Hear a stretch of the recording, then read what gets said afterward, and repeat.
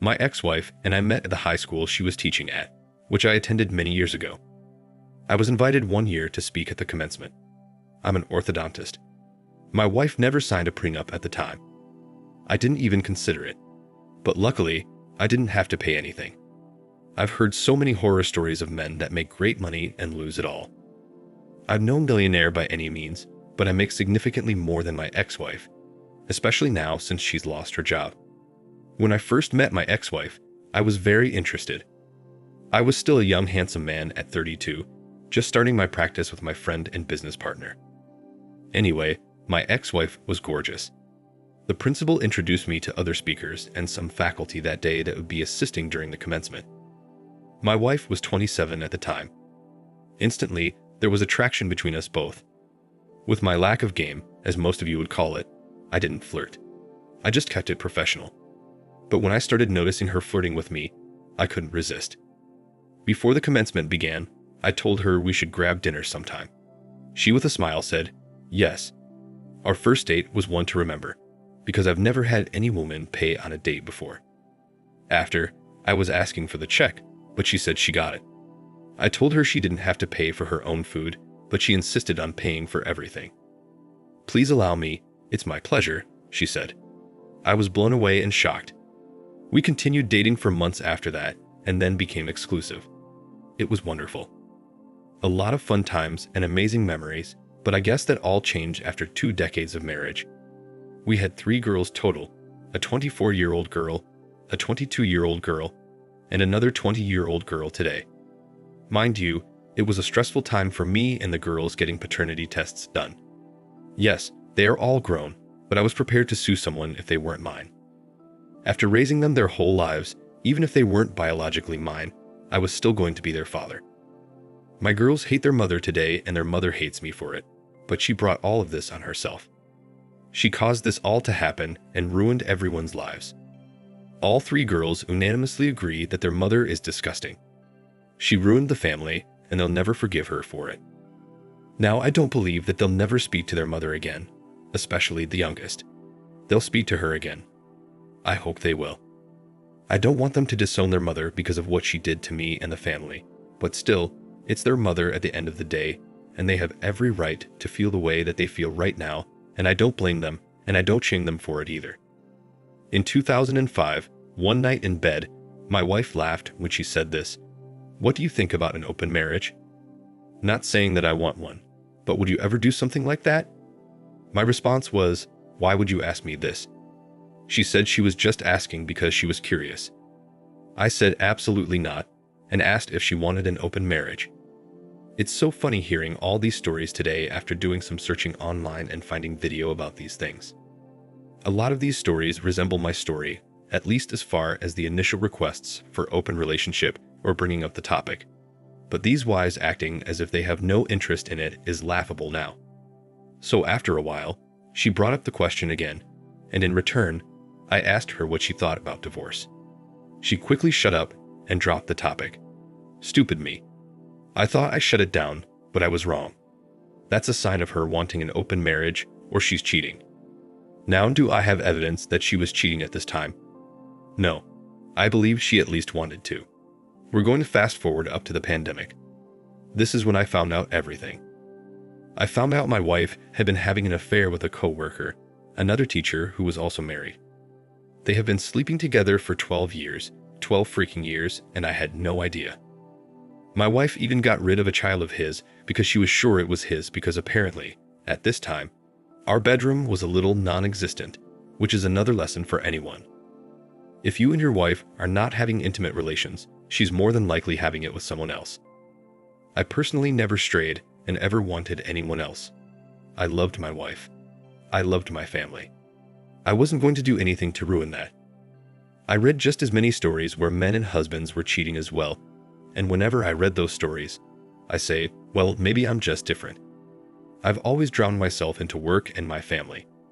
When I was able to have my own family, I wasn't interested in any beautiful woman that crossed my path or anyone that worked with me or for me. I didn't look at them that way whether they were single or not. I had a wife and a family, and I respected that. When I said those vows, I meant it. But apparently, My wife did not. The pandemic was a tough time. Business did slow down. At least my office, usual clients will still come in, but I did notice a decline in people coming in overall. It didn't hurt my business at all. We maintained till this day, but just seeing what was going on in the world was a little scary because no one knew what was happening and what was going to happen, and if we were going to make it out of this. My wife kept teaching, but the teaching was done at home. Eventually, she would go into the classroom where some students would be in the school and other students would be at home, and it would switch back and forth, but I caught her cheating when she was fully working at home, teaching from home during summer school. One day, I came home from the office for lunch. Sometimes I would usually do so. I'd come home and prepare lunch. I went home that day. My wife was in our downstairs office giggling and laughing. I thought they're talking about something funny in one of her classes or something. Until I heard her say, "You've always made me smile, but what would I do without you?" I heard it loud and clear. She was in the office, but the doors were open, and she had no idea I was home. I crept over to the side of the door, and I was still listening. You could hear a guy on the other end of the phone, and my wife was just giggling and laughing, and they were flirting. My wife said, "You're going to have to get your wife under control." I was confused and wondering why she would say this, but I continued listening. She then said that she does love her husband with all her heart, but she had needs, and that what I didn't know won't hurt me. That was enough for me to walk into the room and asked who she was talking to. She jumped, turned around and looked up and ended the call. I asked who she was talking to and she said it was a friend, startled and scared. She said it was a coworker and they were working together for class, that they were discussing some things about work. I asked if she wanted to try that again. I asked her one more time who she was talking, and she sighed and sat silently. Not a single word. I approached her and she started crying. I asked why she was crying and she said she was so sorry. I told her I heard everything. I recounted the whole conversation, and I finally asked her who she was cheating with, that I wanted to know immediately. Her reply was, "Honey, please, please." I said, "Please what? It's obvious that you got caught cheating. I want answers." She threw her hands forward as if to tell me to stop. She took this deep breath and said it was Ken. I knew this guy and I've met him. He teaches algebra at their high school. She continued to tell me that she has been having an affair with him, that she was sorry and was going to end it, but she just didn't know how because he loved her and he really wanted to leave his wife for her. Said she felt bad for him, but felt like she didn't have a choice, that basically it's not her fault that she cheated on me. I approached her even closer. I was looking down at her while she was sitting down. I said she better hope and pray that my girls are mine, and that we were getting a divorce, and she was getting the F out of my house. She tried to talk, but I quickly left. I went straight to hunting to find a lawyer. It only took a couple days for me to find a lawyer, a great and amazing lawyer that was worth every penny. I told my lawyer that I was going to DNA test my children, and if even just one of them is not mine, I'll be suing the father, and my wife gets nothing from me, not a single and not a dime. And if all children were mine, my youngest at the time was 17 going to 18. If I had to pay for anything, of course I would, but my wife was getting absolutely nothing from me, not even the house. I made this clear to my lawyer that she gets nothing. He made sure this happened. I hired a PI suggested and put together by my lawyer. He stated that we needed evidence of infidelity on my wife's part. He also scolded me and was asking if I had ever cheated on her, abused her, been arrested for DUI. He kept asking me those things and sometimes in different ways. I now know he just wanted to be sure there was nothing on me to present me as the perfect husband. Of course, no one is perfect, but I can comfortably say I was darn good to my ex-wife. She never wanted anything during the marriage. After speaking with the PI, and me giving permission to search through the computers in my home and anything that was in my home, he discovered emails, secret credit cards, phone number application. Her and this man had been having affairs for years since he started working for the high school in 2009. My wife was pregnant with his baby.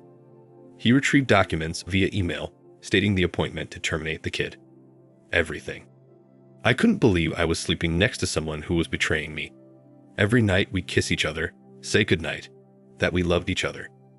How can someone do those things and carry on an affair like it's nothing? My wife moved out and stayed with her family.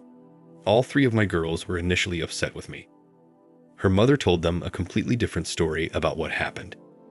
I don't know how the heck she thought that lie would keep up, but she told them that I've been mentally abusing her for years, that she did her best to hide it from them, and never wanted either of them to lose their father, so she never filed for divorce.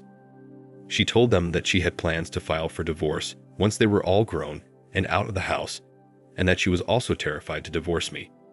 She said she found comfort in her coworker, but never slept with him ever, that he had only been a friend to her. My oldest daughter led the three of them when they came home to confront me. My oldest is a very tough cookie. She's a personal trainer and very successful within her industry, but she got in my face and confronted me. She was asking me how dare I abuse their mom like that, and what the F was wrong with me. I said, "Abuse? I never abused your mom." "Who told you that?" My youngest said, "We talked to mom, and she said you've abused her for years," as she burst into tears. I grabbed her to hug her and speak. "Your mother is a god-darn liar. I never abused her." I discovered her affair with her coworker and evidence that she was pregnant with his child, which she terminated. I filed for divorce, hired a PI, and have all the evidence to prove that I'm telling you the truth and your mother lied to you. My oldest asked for the evidence, and I showed them everything. Messages from some online phone number that she used with him, emails, hotel receipts, secret credit cards, and the documents showing the appointment to terminate the baby.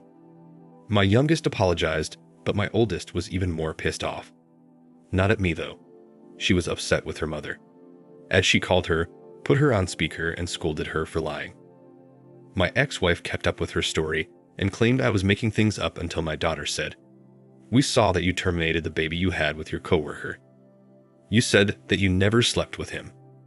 My wife got quiet, then hung up the phone. My daughter tried calling multiple times, but my ex-wife never answered. I know. What a freaking coward. I explained to my girls that I love them, and I will always be their father, but how important it is that we get DNA tests done. All of them began to cry. We sat there and hugged, exchanged I love yous, and we all went to sleep that night in agreement that DNA paternity test was a must. We got the results less than 48 hours after the testing that next week. All three were indeed mine. We all cried again when we found out. That time, it was tears of joy. My daughters told me they will be by my side through all of this, and certainly they were. I filed in April of 2020. My divorce wasn't finalized until this past July. 3 whole years, friends.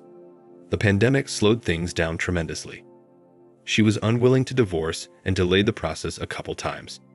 There was a disagreement on terms of settlement. I ended up having to buy her out of the home. No alimony. Of course, no child support. She got nothing from me except me buying her out. All 3 of my girls spoke in my defense when she tried to paint me as this sick abuser who tortured her. I can't believe she tried to do that. I never even remember a time I yelled at my wife. June of 2021. I found out that my ex-wife was terminated along with Ken. Funny enough, around that time, I started to get a bunch of random reviews for my office. Those have been cleared. Such a petty move on their part. She has found another position in a different district. I don't know about Ken. I do know his wife was not going to divorce him. Not my business. Every dime spent on this divorce was well worth it. I'm thankful for my children. Like I said, they absolutely hate their mother, refusing to see her during holidays, and my ex-wife is very depressed about it. She sees a therapist that tried to get my ex-wife to bring our daughters into a session, but they all refused. My youngest did consider it and thought maybe they should, but the other 2 talked her out of it. Like I said, I'm sure my youngest probably will be the first to make things right with her mother if she's not doing it already behind everyone's back. She's for sure a mama's girl. Young men, use my story to learn from. Don't make mistakes like ignoring your wife's open marriage request. She literally is telling you she's done with you. I have no idea if my wife ever cheated on me before that night she brought up the open marriage discussion, and I'll probably never know. I do know about the 12-year affair, and that was more than enough to end my marriage. Thank you for watching. Like, comment, and subscribe if you enjoyed the video. Until next time, I'll see you again. Take care.